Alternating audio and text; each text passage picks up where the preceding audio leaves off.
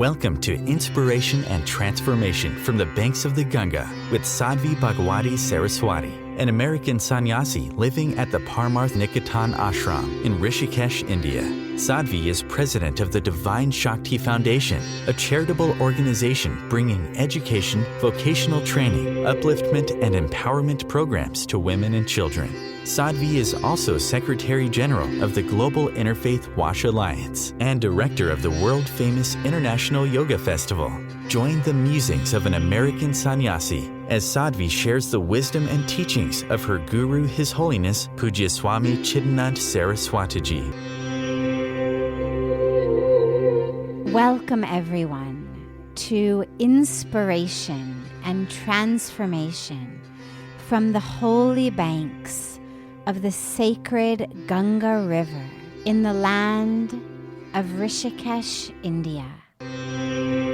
So the spiritual, as she said a few days ago, somebody asked about how I came, so I shared that journey of the Hollywood to Himalayas journey. But now she's asked, okay, so now you got here.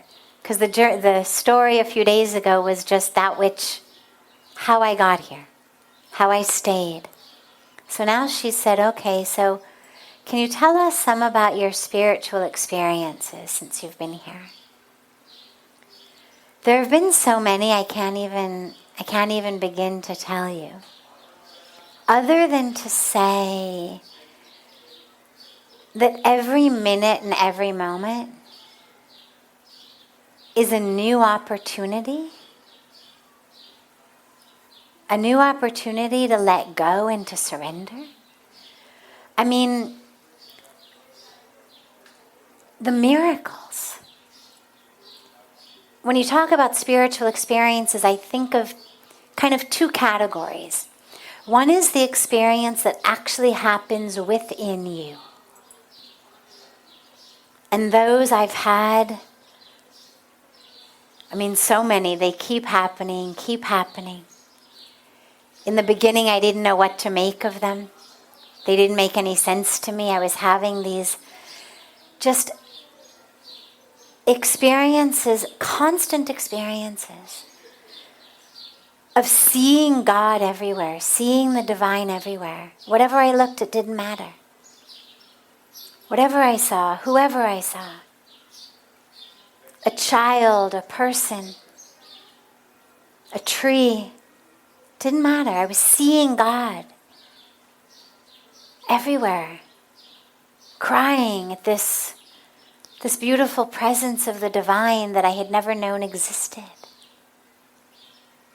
Having experiences of awakening of energies, whether you talk about Kundalini, whether you talk about just grace, either way, but this awakening of energies that I had no idea.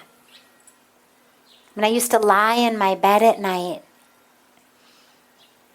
worrying that if I lay on my back, my chest was just going to expand so much that it was literally going to burst through the roof of my room and kind of tear down the building, that the energy was just so much that it was bursting through my chest.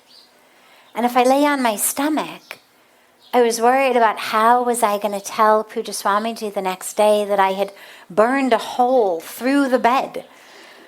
Here they're made out of wood. And I thought, I'm going to just burn through that wood. So it was a very physiological experience a lot.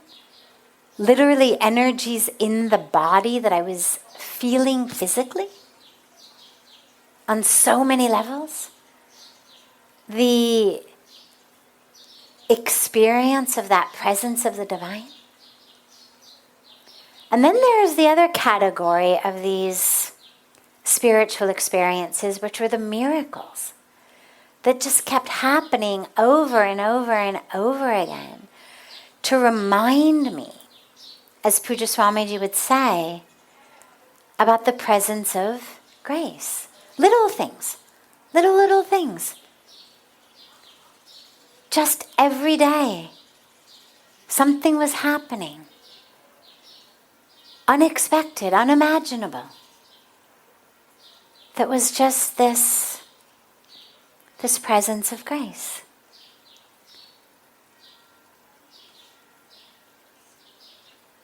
And it's all been about really surrendering to it. I think the core piece, if I had to sum up the spiritual experiences, I mean, if I start telling stories, we'll be here till it's time for Holy Kadahan tomorrow evening. But the underlying thread that runs through it all is that presence of the divine is everywhere. Whether it's doing things like gluing my feet to the floor of the ashram, so I quite literally could not leave when I thought I was going to leave. Whether it was filling me and flooding me with these energies, whether it was showing up as grace in so many ways, miracles in so many ways, the underlying thread was God is everywhere. God is everything. And God is here for you. And they may sound like the same, but they're very different. At least they've been in my experience. That everyone I was seeing, everything I was seeing, was the divine. It was amazing. You know, when you look at someone, so like you're looking at me right now, okay? So in your visual field, since you're focused on me, I am what you could call foreground. Like I am the foreground thing in your visual field. I'm looking at this paper. This is my foreground. It's what I'm focused on. But then there's the background. Now, if you're focused on me and I stand up and start walking around, my background will change, but the foreground will not, right? You'll still keep seeing me in the foreground with a changing background. I'm looking at this, but if I keep doing this, well, the background is changing, right? But the foreground is the same. And that's what ended up happening to me with seeing the divine, was the divine became the foreground. The background kept changing. Looking at people over here, looking at trees over there, looking at steps over here, background kept changing. But the foreground, which was this divine presence, stayed the same. And in that experience, it made me realize that God was within me as well, which for me was huge. One of the greatest gifts of Sanatana Dharma, of the Hindu tradition, is this teaching that at your core is God. I mean, I know obviously people are people, humans are humans, we have egos everywhere, we have anger everywhere, there's problems between husbands and wives and parents and children and friends everywhere in the world. But what makes India so different is that in the midst of all of those problems, everyone at their core, if they really go deep within, knows that who they are is divine.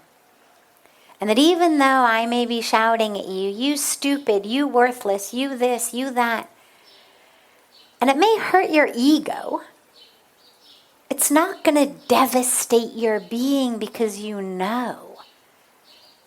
You were raised to believe, you were taught from early childhood, God is in you. And I think that makes an incredibly much more powerfully healthy society. So for me, learning that God was in me was incredibly powerful. I mean, you know this, you all know this. You know this, but I didn't know this. It wasn't what I was raised with. And to discover that God is in me, to feel it, was huge. And then to feel that God, to know that God is not only in me, not only everywhere, in everything, but that God is here for me. Meaning the universe is not working against you, it's working for you. A lot of us feel like we're fighting this constant battle in life, battle against the universe. And if you really look at it, what you'll realize is it's only a battle of your ego. You may have an idea of what you think you want, what you think you need, but ultimately, the universe is here, the divine universe is here to actually give you what you need, to support you, to hold you, to carry you. And if you're not getting what you think you need, then maybe you're seeing it wrong, right? I mean, the universe, I always say, isn't a vending machine. Most of us expect that God is that vending machine. You know, you walk up to a vending machine and you stick in your money and you push the button for a chocolate bar. Now, the machine doesn't care that you're 300 pounds and diabetic and your teeth are rotten and falling out. All it cares is you've put in your money. Here's your chocolate bar. But in life, we put in our metaphoric money. We push the metaphoric button for chocolate bar. And instead, we get a bag of carrots and celery, or we get a bottle of water. And we think, oh, the machine's broken. So then we start praying in a different temple. We get a new guru. We chant a new mantra. And again, we put in our money and we push the button. And again, bottle of water, bag of carrots. And we kick it. And we're furious. These machines are broken. And that's when we decide that, God isn't working for us. Or our guru is wrong, or our mandir is wrong, or our mantra is wrong. Because if it were right, I would get that chocolate. It's what I want. But the universe understands, not what you need. Not what's going to help you. And so, for me, that really deep spiritual experience was realizing, wow, whatever it is I'm experiencing, whatever it is that's happening, is happening for me. And do not get me wrong, it was not always fun.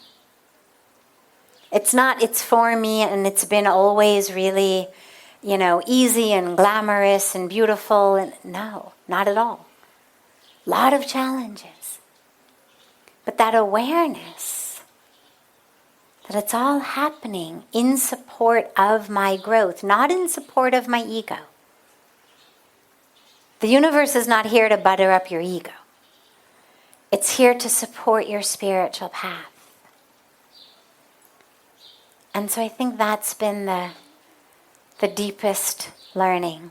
You're listening to OTR-FM, part of the IOM radio network.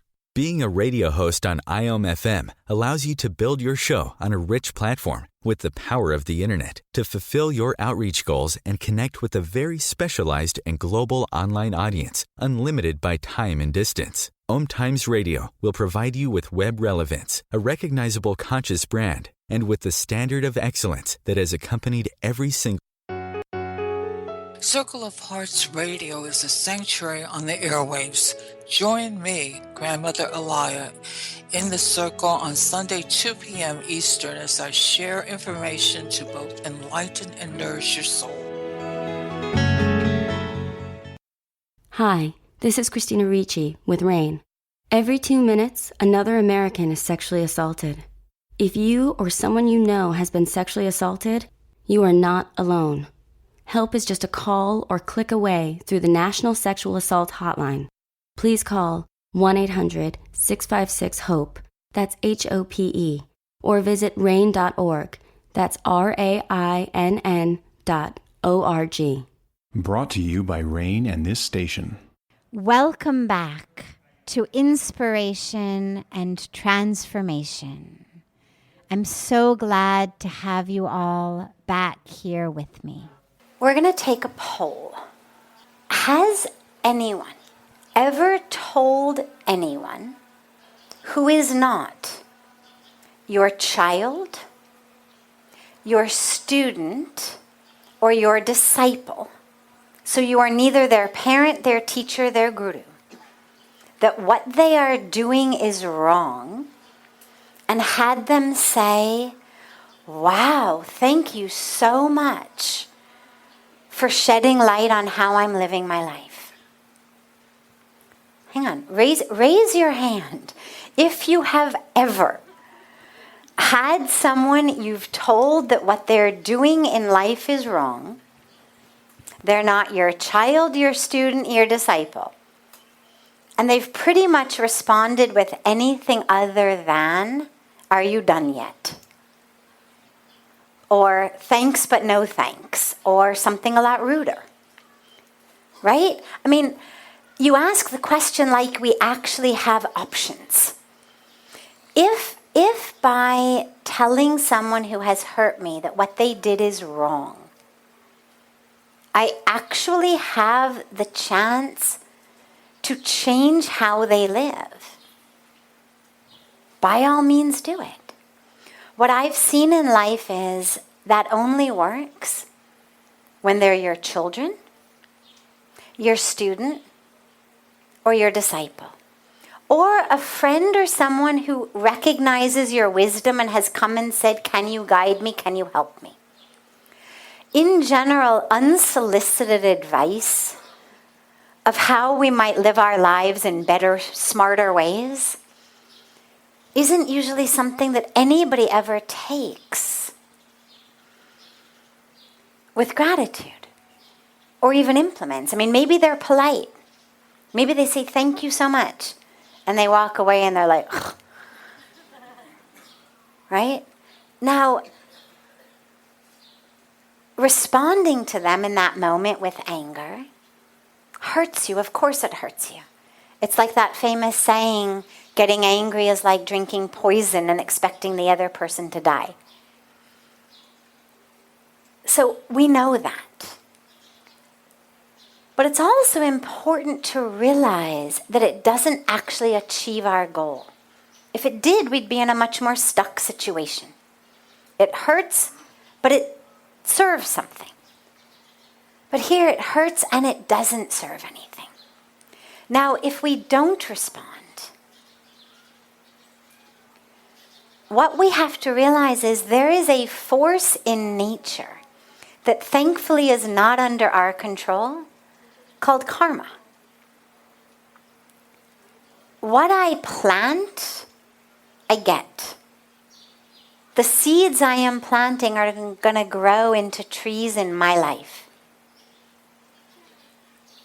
I don't need you to stand there and remind them to grow in that way. I always say we're not the karmic police. You know, until and unless God comes down and says, could you be my secretary? You know, I find myself forgetting things now and then. Could you remind me who deserves what? Until and unless God does that, your concern is one thing only. In this moment, how am I supposed to walk closer to my truth? How am I in this moment supposed to peel back another layer of who I am, of my truth? Everything that happens to us is coming to give us that opportunity. Someone being hurtful to us is not a problem for us to solve. It's an opportunity for us to grow. It's an opportunity for us to learn who we are. I mean, think about it. Let's say I say to you, you have got the ugliest purple dreadlocks that I've ever seen. Okay? Now, you've barely got any hair at all. You know you don't have dreadlocks. Forget it being purple. Forget it being ugly. If I say to you, you've got the ugliest purple dreadlocks I've ever seen, are you going to be upset? I won't react, perhaps. You won't react because what you know is you don't have purple dreadlocks, meaning either I'm blind or I'm crazy. One or the other. You're not going to find yourself start pulling out a hand mirror or your phone and making sure that you haven't suddenly grown purple dreadlocks. Right? You know, I don't have purple dreadlocks. Either I can't see or something in my brain is malfunctioning. In the same way, when people are hurtful to you, it's not about you. It's about them. Like me saying you have purple dreadlocks is about either I've got a problem with my eyes or I've got a problem in my brain. But it's not about you. You don't have purple dreadlocks. The problem is in me. And if I'm mean to you and I'm hurtful to you, well, that's because that's what I've got. We only share what we have. If what I'm sharing is hurt and pain and misery, it's because that's what I've got. It's because inside of me there is hurt and pain and misery. And so when people give you hurt, it's because that's all they have. An air conditioner can only give cold air. A heater can only give hot air. It's not their fault. It's all they've got. If I'm miserable, knowingly or unknowingly, I'm going to spread misery. If I'm in joy, in peace, in love, in truth, that's what I'm going to share. We think sometimes that not reacting makes us weak. And if I don't give them a piece of my mind, show them who's boss, they're going to step all over me again. Spirituality isn't weak. It doesn't make you a doormat. What it does is enable you to progress on your path regardless of the karmic dramas of the people around you. Otherwise, if I've got to spend my life reacting to your karmic drama and your karmic drama and your karmic drama, where's the time for me to know who I am? The point is, regardless of your drama, I'm anchored in myself. So anchor in yourself. But now, lastly, that doesn't mean that you keep knowingly putting yourself in situations where you're going to be hurt. Doesn't mean you leave your common sense at the door. Someone hurts you, okay. Well, you have two opportunities. You have the opportunity for inner growth, and you have the opportunity to choose differently next time. You get bit by a dog, walking through a path in the park, you take another path next time. But don't allow it to be something that undoes your grounding and your anchoring in who you are. They're opportunities. This is OTR-FM, part of the IOM radio network. OMTimes Magazine is one of the leading online content providers of positivity, wellness, and personal empowerment. A philanthropic organization, their net proceeds are funneled to support worldwide charity initiatives via Humanity Healing International. Through their commitment to creating community and providing conscious content, they aspire to uplift humanity on a global scale. OMTimes, co-creating a more conscious lifestyle.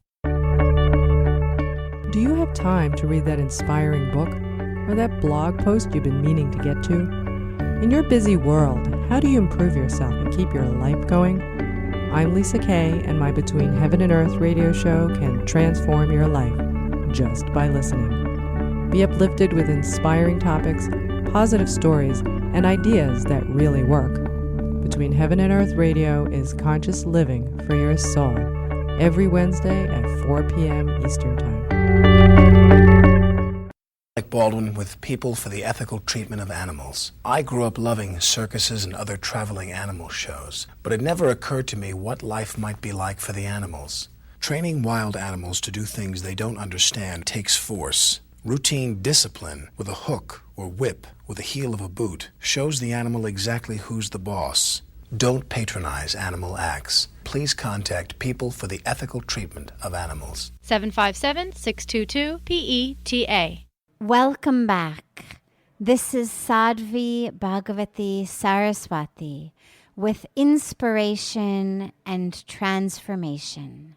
Karma literally means action. Karma is action. Every action has, as physics tells us, an equal and opposite reaction. Now, when we speak about the law of karma, it's not quite as simple as a literal boomerang. Nonetheless, everything we do has a result that is in line with what we've done. I plant an apple seed, I get an apple tree. I plant an orange seed, I get an orange tree. It's the law of nature. You're a smart person, not so smart person, rich, poor, black, white. Plant an apple seed, you're going to get an apple tree. Doesn't matter what you do over it, chant over it, sing over it, pray over it. The apple seed is not going to give you an orange tree. Okay? That's the law of karma. It's really just a law of nature, like the law of gravity. You walk off a building, you're going to fall. You're going to plummet to the ground. It doesn't matter your color, your race, how spiritual you are, what mantras you chant. Unless you know the God give me wings right now mantra, you're going to fall to the ground because of the law of gravity. So karma is just that. Now, we've got different types of karma, and I'm not going to go into the details of all of that right now, but let's just call them, for the moment, our long-term, our short-term, our immediate types of karma. Meaning things I did in a past life, things I did a long time ago or a couple years ago, things I do right now. Each of them is bearing fruit. Okay? So we have the action karma, then we have the fruit of that action. So for example, I walk down the street and I bop somebody in the nose. Okay, that's a karma, it's an action. I've just hit you in the nose. And I don't say, oh my God, I'm so sorry, I didn't mean to. I make it very clear I did mean to. Now it's very likely that guy or gal is going to bop me right back in the nose. That's what we're going to call the fruit of the karma. But maybe not. Maybe they've come to satsang and they've learned. Don't react. So let's say I bop him on the nose.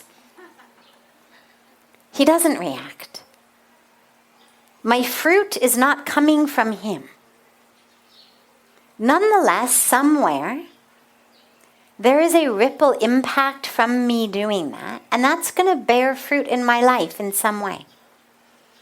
Not necessarily that I walk down the street and some random person bops me on the nose, but the same level of pain, unjustified attack, violence, is going to bear fruit in some way in my life.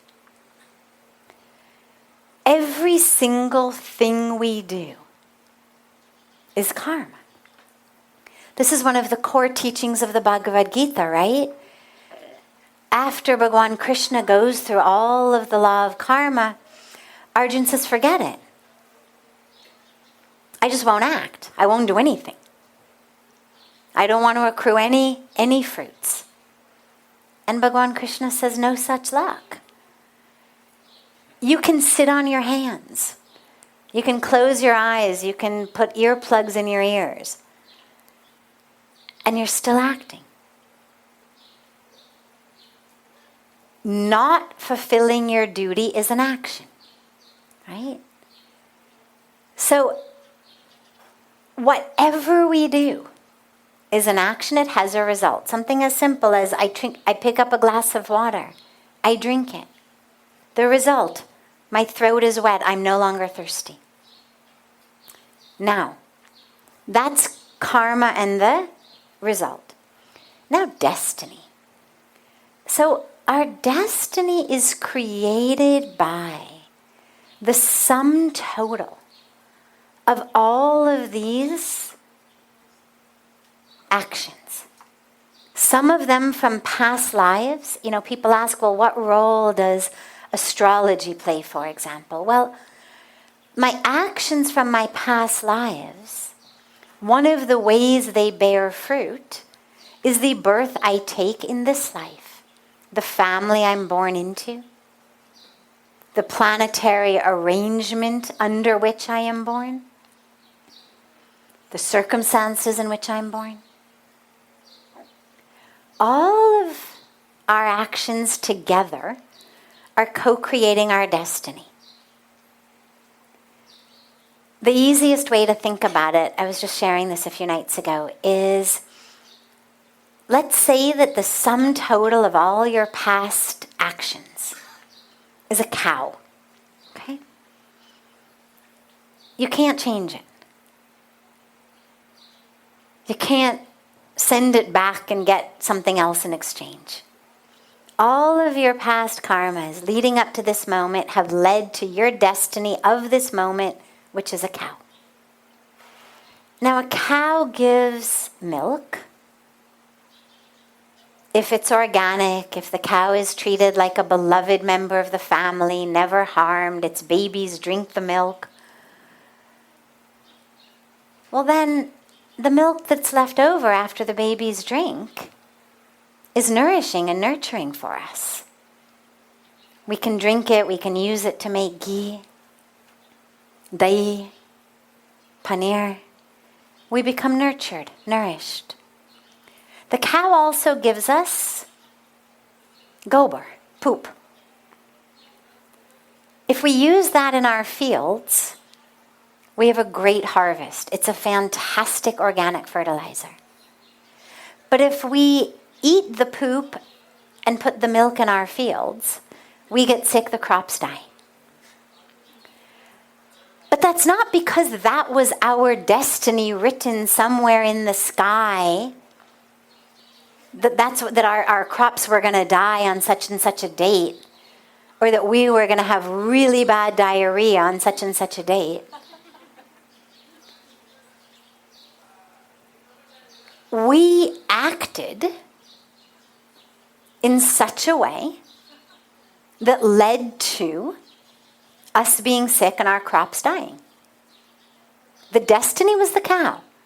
What we do with it is new karma, creating new fruit, creating a new destiny.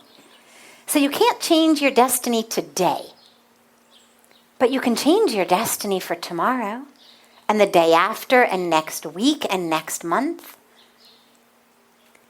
And that takes us back, actually, to the first question about the guru, because a lot of times we're not necessarily sure what to do. It's not quite as obvious, oh, this is milk, I drink it. Oh, this is gobar, I put it in my field, or I use it to make a great hut. oh, this is urine, I can use it as a wonderful, all-natural antiseptic. We may not know that. Sometimes life gives us things that we're just like, you know what? There's this white stuff, and I have no idea what to do with it. And this brown stuff, and I have no idea what to do with it. And this yellow stuff, and I have no idea what to do with it. And this is where having gurus, having mentors, having guides is so powerful, because we're constantly learning. We're not expected to always know. Now, of course, the highest way of knowing is our own intuition. That inner knowledge, that inner wisdom, that wisdom of the universe that flows through us, right?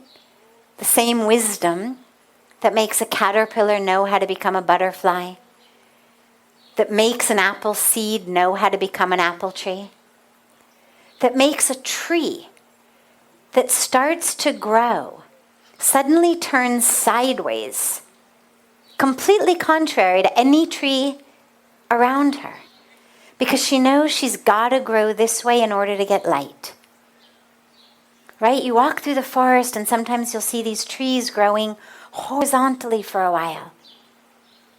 Well, how'd she know? Right? Look around. Everybody else is going straight up. But that tree knew, I'm not going to get any light if I go straight up. And somehow there was that wisdom that made her go sideways. That same wisdom is in us.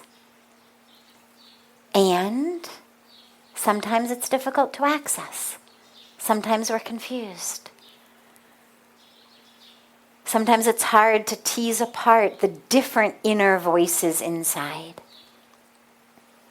And this is where having a guru, having scriptures, having mentors, having guides is so beneficial. Because it helps us create our destiny in the way that we want to live it. We're not victims of what we did 10 lifetimes ago. We are co-creating right now with that which has come from the past. That's the non-negotiable part. But there's a lot that's negotiable, a lot that is happening right here, right now, transforming that. And that's how we create our destiny. And that's what we use our free will for. This is OTR-FM, part of the IOM radio network. OMTimes Magazine is one of the leading online content providers of positivity, wellness, and personal empowerment. A philanthropic organization, their net proceeds are funneled to support worldwide charity initiatives via Humanity Healing International. Through their commitment to creating community and providing conscious content, they aspire to uplift humanity on a global scale. OMTimes, co-creating a more conscious lifestyle. Do you have time to read that inspiring book or that blog post you've been meaning to get to? In your busy world, how do you improve yourself and keep your life going? I'm Lisa Kay, and my Between Heaven and Earth radio show can transform your life just by listening. Be uplifted with inspiring topics, positive stories, and ideas that really work. Between Heaven and Earth radio is conscious living for your soul, every Wednesday at 4 p.m. Eastern Time. Like Baldwin with People for the Ethical Treatment of Animals. I grew up loving circuses and other traveling animal shows, but it never occurred to me what life might be like for the animals. Training wild animals to do things they don't understand takes force. Routine discipline with a hook or whip with the heel of a boot shows the animal exactly who's the boss. Don't patronize animal acts. Please contact People for the Ethical Treatment of Animals. 757-622-PETA. Welcome back. This is Sadhvi Bhagawati Saraswati with inspiration and transformation. World Water Day today has got me thinking about water and how we can conserve it. Do you have any suggestions on how we can make a bigger impact than just turning off the faucet when we're brushing our teeth. So yeah, usually when we think about protecting water, conserving water, we think about turning off the tap when we brush our teeth. We think about not watering our lawns. Here, people don't have lawns so much the way they do in America, but in America, so many people have these big, big lawns with fresh grass that take so much water. And as we start to talk about conserving water, people water their lawns less. They use maybe not grass, but maybe some other less water-intensive types of landscaping. We install things in our shower, in our toilets, for low flow, so that as the water comes out of our shower, a little bit less water comes out at once. We don't need a full dam breaking pressure of water, like a river where the dam broke. But there's so much more we can do. They're important. If we all do them, they'll have a big impact. But they're small. As I was sharing in the Ganga Arti this evening, what we eat and what we wear and what we buy have the biggest impacts on the amount of water. Think about just this non-vegetarian food, as we were talking about in the Ganga Arti. One family sits down to a meal of hamburgers. Fortunately, by God's grace, I imagine most of us sitting here are vegetarians. But so many watching online are probably not. One family sits down to a meal of hamburgers. The same amount of water that goes into the production of that meat is the same amount that you would use in bathing for between 5 and 6 months. Up socho. Really? You would have to not bathe for 6 months if you wanted to balance the water that was just wasted in the meal of hamburgers you and your family had, or you and a couple of friends had. Chicken is about a third, so it's about 2 months worth of bathing. But are we prepared to not bathe for 2 months so we can sit together around chicken McNuggets or fried chicken? The meat industry is one of the single greatest contributors to the wasting of water on our planet. Another huge one is fashion. As I shared on the banks of Ganga, one pair of jeans. The production of one pair of jeans takes about 11,000 liters of water. Now remember that meal of hamburgers? That's about 10,000 liters. So one pair of jeans, again, is about 6 months worth of bathing. So every time you decide, oh, I should have a new pair, I already have 3, 4, 5 pairs, but some new brand has come out. Some new style is there. The question is, are you prepared not to bathe for 6 months because of the water that went into that new pair of jeans? Or a new pair of leather shoes. It's about 8,000 liters. 8,000 liters for a pair of leather shoes. So many people go out to buy shoes and they come home with 2, 3, 4 pairs of shoes. That's more than a year's worth of bathing water. And then we keep buying and keep buying and keep buying. And that's just the amount of water wastage. That's not the pollution.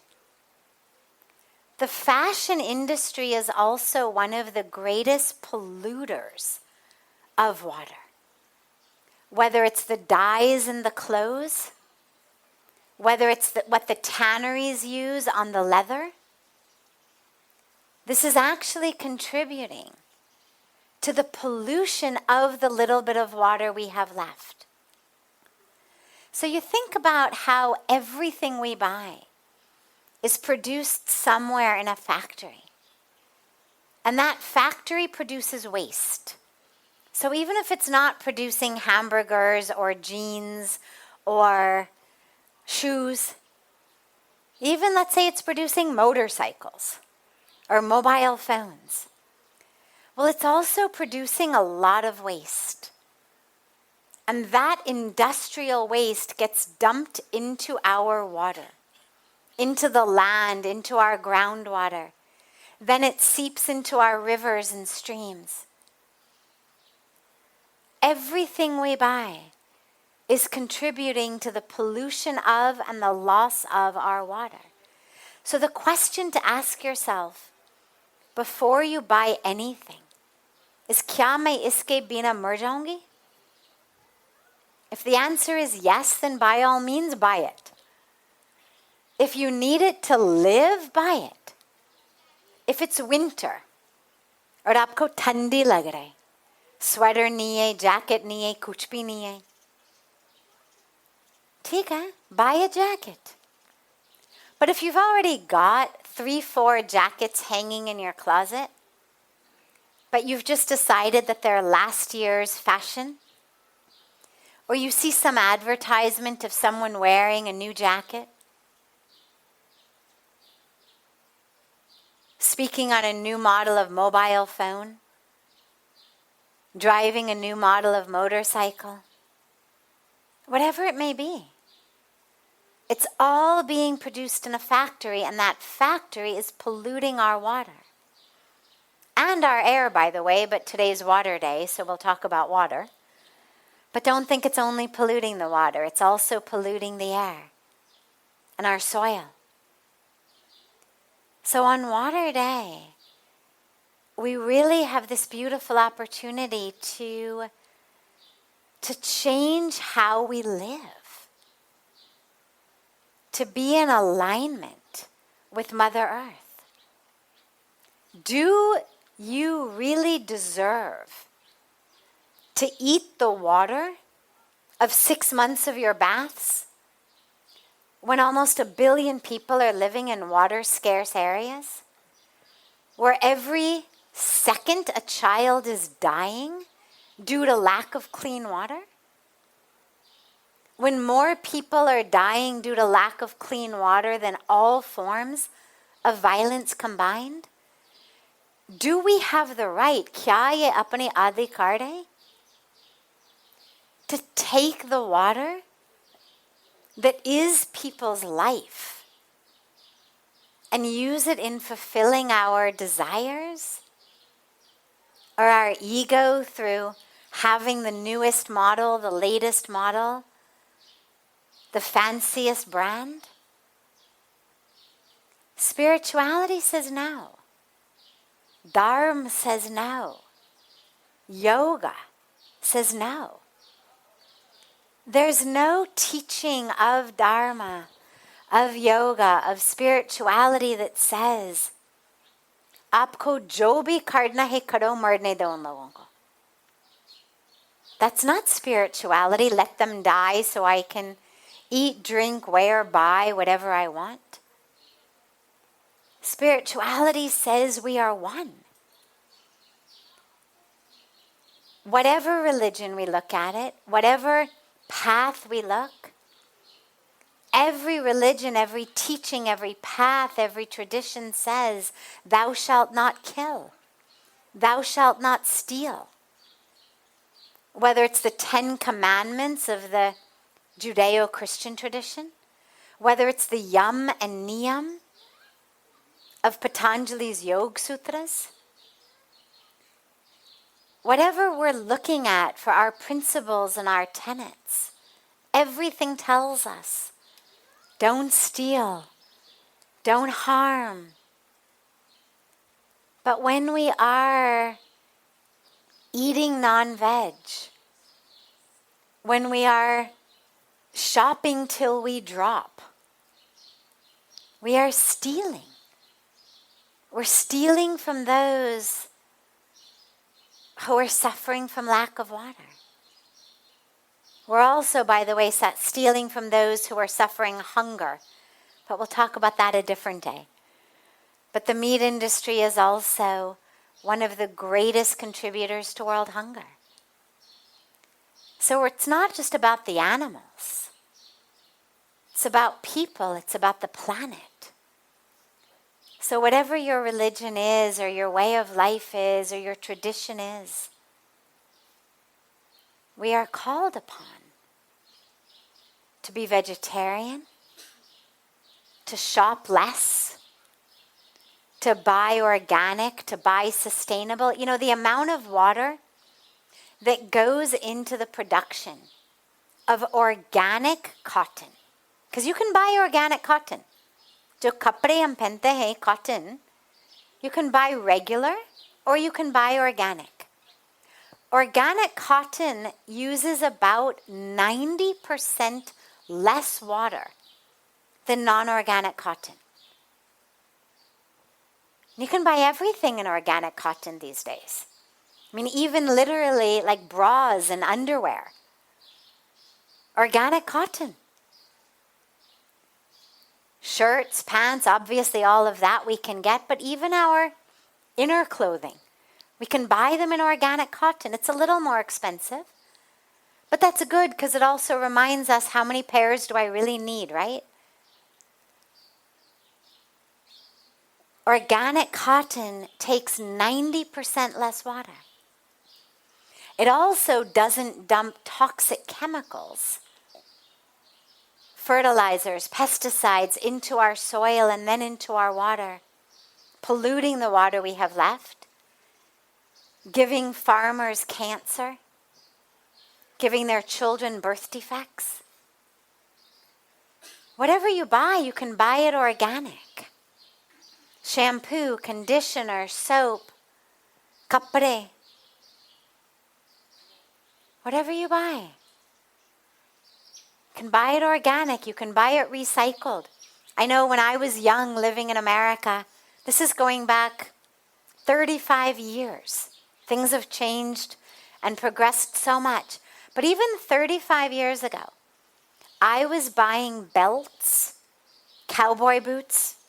That was fashionable. The thing to wear those days was jeans with cowboy boots. Now, cowboy boots usually were made out of leather. But 35 years ago, I was already able to buy cowboy boots that were made out of recycled bottles. They took bottles, they took caps of bottles, they took old tires, and they turned them into boots that looked like leather, felt like leather, but it was recycled stuff. Now that I'm not a fashion person, I don't even know what new technology has arisen. But I know that whatever you buy, you can buy it organic, you can buy it fair trade, you can buy it sustainable. You just have to be conscious.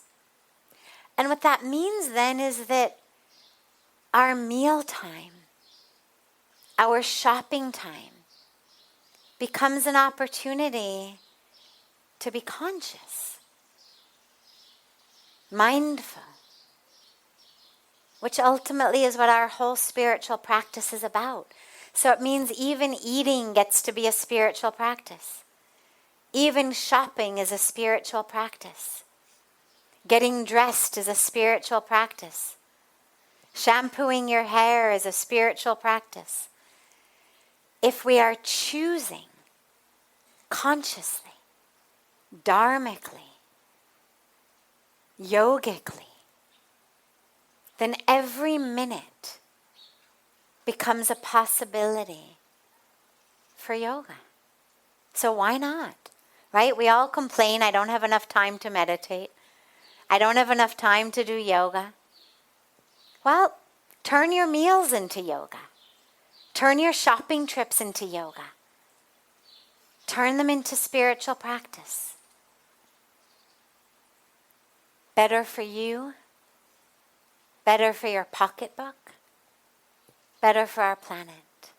This brings to a close this hour of inspiration and transformation. Thank you so much for joining me.